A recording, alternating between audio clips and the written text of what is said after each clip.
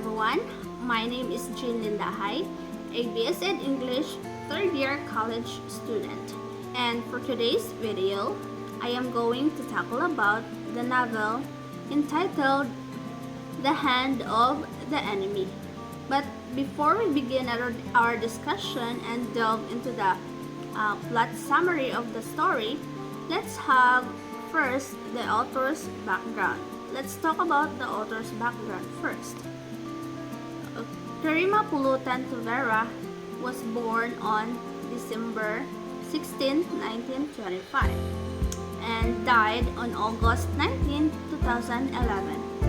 And she was a Filipino fiction writer, essayist, and journalist. Some of her stories were published under the pseudonym Patricia S. Torres. The novel won the Stonehill Award for Filipino Novel in English. This novel probes into the sensibility of the middle class and the intellectual elite. Pulutan follows her heroine as she agonizes through her marriage, the unfaithfulness of her husband, and the sense that life has defeated her. Okay, let's Karima Pulutan's The Hand of the Enemy. Let's delve into the quick overview of the literature. The story follows Emma Gores, a school teacher, wife, and a mother, as she navigates the complexities of her life and the disintegration of her marriage. The novel is set in the post-war period of the 1950s and 1960s in the Philippines. The Hand of the Enemy explores themes disappointment, disillusionment, and struggle between personal integrity and worldly ambition. It delves into the social and political decay of the middle class in the Philippines during the era. As Emma's husband, Domingo, becomes involved in corrupt politics and moral compromises for sake of his career. The Hand of the Enemy is ambiguous and can be interpreted in several ways. Some see it as the corrupting influence of society and politics, while others interpret it as the internal struggle and disappointments that turn a person against themselves. The novel is also said to have a biblical origin, referencing the plea for deliverance from an enemy. Pulutan's writing is known for its clear-eyed, realistic, and unsentimental portrayal of human relationships and the harsh realities of life. The novel intertwines the personal grief and struggles of Emma with the broader historical and political context of the Philippines. It is a story of a woman's journey as she confronts the wreckage of her marriage and tries to maintain her sense of herself and her integrity.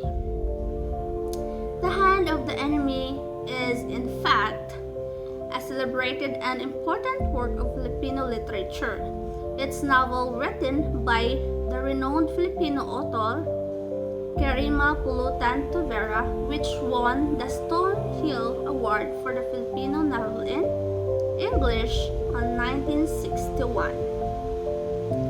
The novel is known for its bleak and sentimental and powerful exploration for personal disillusionment and the decay of love and relationships. The Hand of the Enemy is a powerful and ambiguous metaphor.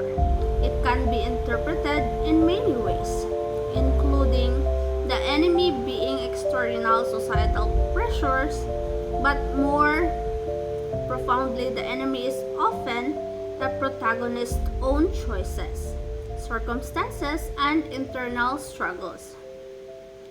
In many ways, the hand of life itself, with its inevitable hardships and disappointments.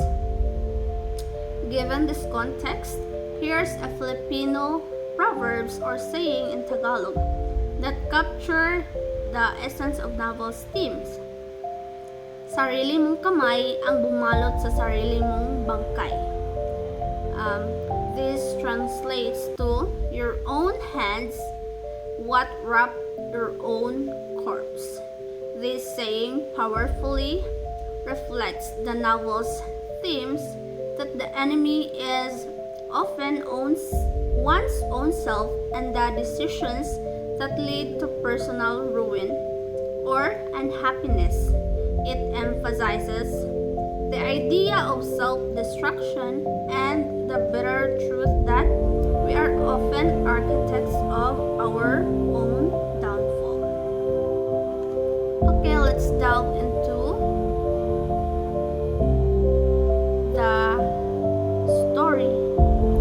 The Hand of the Enemy is a story of a woman who realized she has to struggle as a daughter, a mother, a wife, and a woman. Emma Gores, the protagonist of the story, suffers with her relationship with men, her father, her husband, and her employer who wanted to become her lover. Okay, let's delve into plot summary. First one, we have Emma's origin, meeting Domingo, which is her husband, arrival of Nora Casio, and the last one is corruption, betrayal, and disintegration.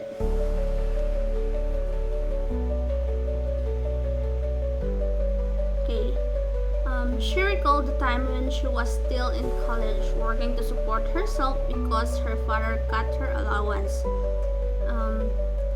Emma grows up feeling unwanted. After her mother's death and her father's remarriage, he cuts off her allowance and disowns her in his final letter. She supports herself through various jobs in Manila before accepting a teaching position in the provincial town of Tayog.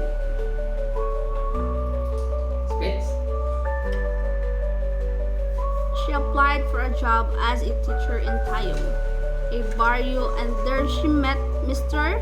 Rivedad, a married man who confessed he loves Emma days before she got married to Domingo Gores. Meeting Domingo in Tayog, Emma advises students groups through which she meets Domingo Gores, a journalist of modest means from Tayog.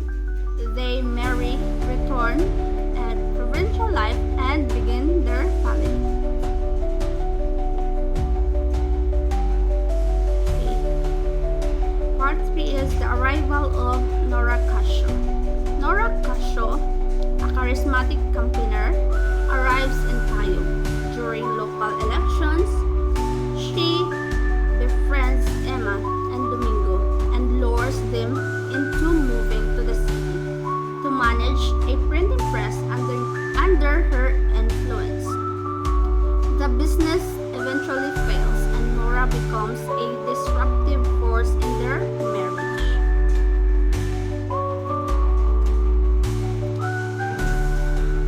It started when Domingo seemed not bothered with the distance and he did not dare visit the family even once. Corruption, betrayal, and disintegration in Manila, Domingo becomes increasingly entangled in corrupt practices. Emma discovers Domingo's infidelity and cannot endure the city life. Their marriage deteriorates. Emma retreats emotionally and physically. Parallel to this, Rivedads, another couple in Tayog, struggle with betrayal and societal expectations.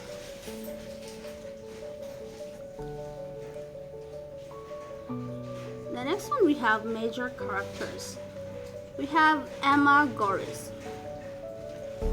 Emma Goris is the protagonist, an emotionally wounded woman seeking integrity and love, yet consciously betrayed by her father, husband, and society.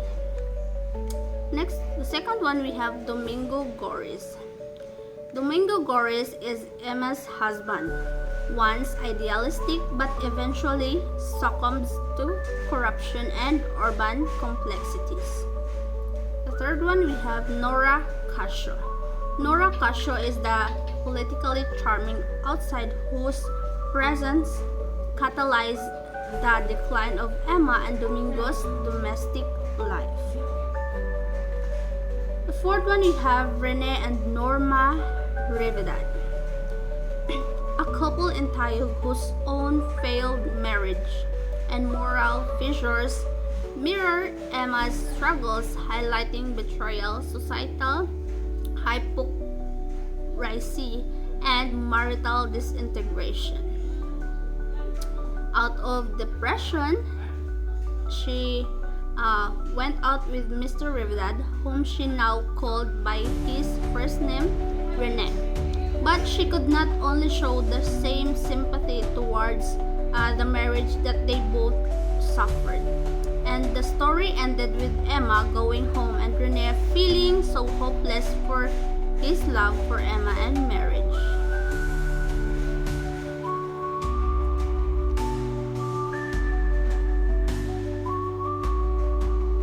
This is the enemy as loved one. The loved ones whose action wound deeply. That's the stories. That's the novels